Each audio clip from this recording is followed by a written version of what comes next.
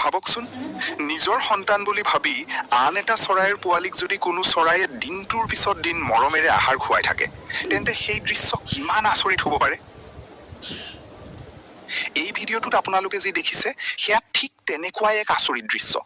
দুটা শালিকা আৰু সিহঁতৰ লগত দুটা ভৰদ্বাজৰ পোৱালি। শালিকাহালে এই পোৱালিকেই নিজৰ সন্তান বুলি ভাবি বাৰে বাৰে আহাৰ যোগান ধৰিছে। কিন্তু প্ৰশ্নটো হ'ল, এই ভৰদ্বাজৰ পোৱালি দুটা শালিকাৰ বাহুলৈ আহিল কেনেকৈ? চাওক, এটা শালিকাই ঠোঁটত আহাৰ লৈ টিনৰ ছালখনলৈ আহিছে।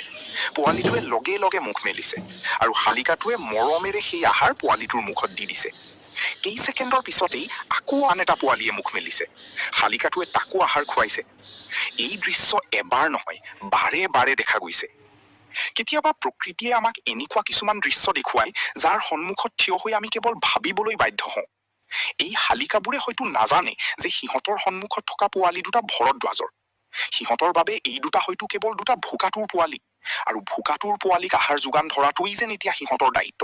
চাওক, আকৌ এবাৰ শালিকাটো আহিছে। এটা পোৱালিয়ে মুখ মেলিছে। আহাৰ পোৱাৰ পিছত শালিকাটো আঁতৰি গৈছে, কিন্তু অলপ পিছতে আকৌ উভতি আহিছে। এইবাৰ আনটো পোৱালিৰ পাল। এনেদৰে বাৰে বাৰে দুয়োটা পোৱালিকে আহাৰ যোগান ধৰা হৈছে।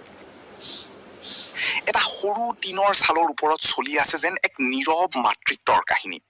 এতিয়া স্বাভাৱিকতেই প্ৰশ্ন আহে, এই ভৰদ্বাজৰ পোৱালি দুটা শালিকাৰ ওচৰলৈ কেনেকৈ আহিল?